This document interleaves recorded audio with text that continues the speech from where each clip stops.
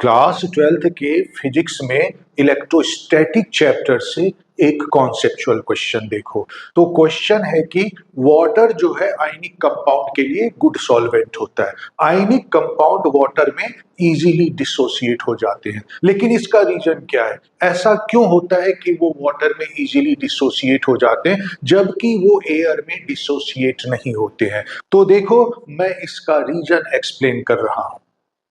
तो देखो, ionic compound में जो दो आयन होते हैं उसमें से एक पॉजिटिव होता है और दूसरा निगेटिव होता है, और एयर में इनके बीच स्ट्रॉन्ग इलेक्ट्रिक अट्रैक्टिव फोर्स होता है, और इसी वजह से जो है वो डिसोसिएट नहीं हो पाते हैं। लेकिन जब हम इसे वाटर में डालते हैं तो क्या होता है? तो इसके लिए हमें इलेक्ट्रिक फोर्स के फॉर्मूले को ऑब्जर्व करना होगा। तो इलेक्ट्रिक फोर्स का जो फॉर्मूला होता है वो होता है 1/एप्सिलॉन r into 1/4 pi epsilon not into Q1 Q2 by r², जहां Q1 Q2 जो है आयंस पे चार्ज होंगे, r जो होगा इनके बीच डिस्टेंस होगा, और जो एप्सिलॉन r है वो मीडियम की रिलेटिव परमिटिविटी होती है।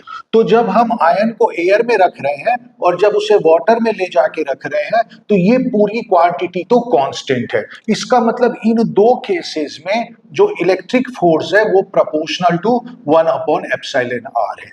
तो प्रोपोर्शनैलिटी के कॉन्सेप्ट से हम लिख सकते हैं आयन के बीच electric force in air divided by ion के बीच इलेक्ट्रिक फोर्स इन वाटर, वो इक्वल टू होगा ratio of epsilon r in water to the epsilon r in air.